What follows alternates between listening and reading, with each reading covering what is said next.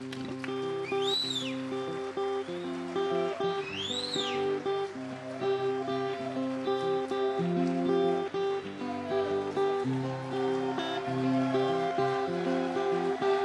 sommes heureux de partager ce moment tous ensemble. Nous vivons, je crois, un grand jour ensemble pour Strasbourg, un moment important qui est porteur d'espoir, porteur d'avenir pour les quartiers de Strasbourg. Le 25 août 2007 à 13 h, le tram de Strasbourg est entré dans une nouvelle dimension. Les extensions des lignes C, D et la nouvelle ligne E ont été raccordées au réseau tram actuel. À l'occasion de l'inauguration des nouveaux circuits bus, l'intégralité du réseau était gratuite pendant 5 jours, du 25 au 29 août. Le public pouvait ainsi découvrir les spécificités du nouveau réseau avec des animations, des concerts, une soirée cinéma ou encore un bal populaire. Le public strasbourgeois était d'ailleurs au rendez-vous, venu essayer le nouveau circuit de tram. Il faut dire que le réseau tram de Strasbourg fait la fierté de la ville. Il est victime de son succès avec une progression de 85% de sa fréquentation entre 1992 et 2002. Sa principale station de correspondance, Homme de Fer, s'en trouve d'ailleurs régulièrement saturée.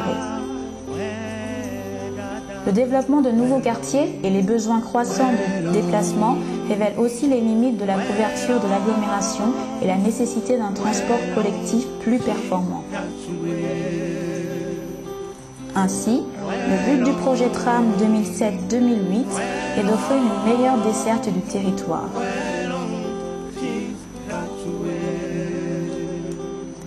Au total, ce sont 13,5 km d'infrastructures supplémentaires qui vont être réalisées.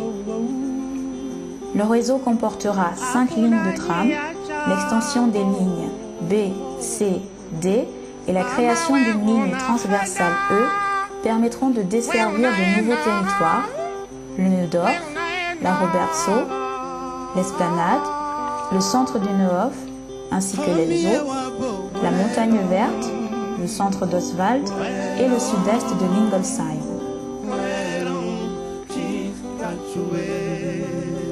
Mais c'est après de nombreuses péripéties que ce nouveau réseau a pu voir le jour. Après l'autorisation de démarrer les travaux donnée par le préfet du Bas-Rhin en avril 2004, le tribunal administratif suspend partiellement l'arrêté préfectoral. Les travaux du tram au Neudorf et la démolition du viaduc Winston Churchill sont ainsi suspendus en août 2004. Mais la communauté urbaine de Strasbourg reste déterminée à mener à bien le projet. En décembre 2004 pourtant, des associations opposantes des riverains du Neudorf et du secteur Orbe-Purgaten présentent au tribunal une requête de suspension de travaux qui sera finalement rejetée en janvier 2005 par le tribunal administratif.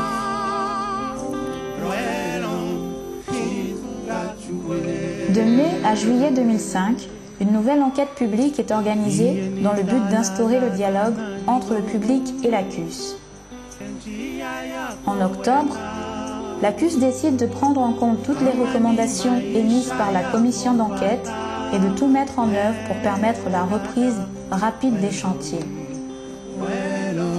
Finalement, le 3 novembre 2005, une décision de la Cour d'appel administrative de Nancy rétablit la déclaration d'utilité publique qui avait été prise par le préfet du Bas-Rhin, permettant ainsi la reprise du chantier. Au total, l'arrêt des travaux aura coûté près de 3 millions d'euros, mais le coût global des investissements pour la réalisation des extensions s'élève à 397 millions d'euros. Un coût encore en dessous des 400 millions évalués initialement.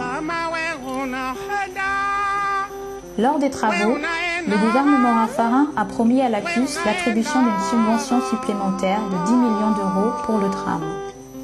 Cette somme s'ajoute aux 15 millions d'euros de participation initiale de l'État, sans oublier les subventions du département et de la région, l'autofinancement de la CUS, la prise en charge des coûts par les gestionnaires des réseaux déviés, et les emprunts à long terme. Aujourd'hui, le projet tramway continue.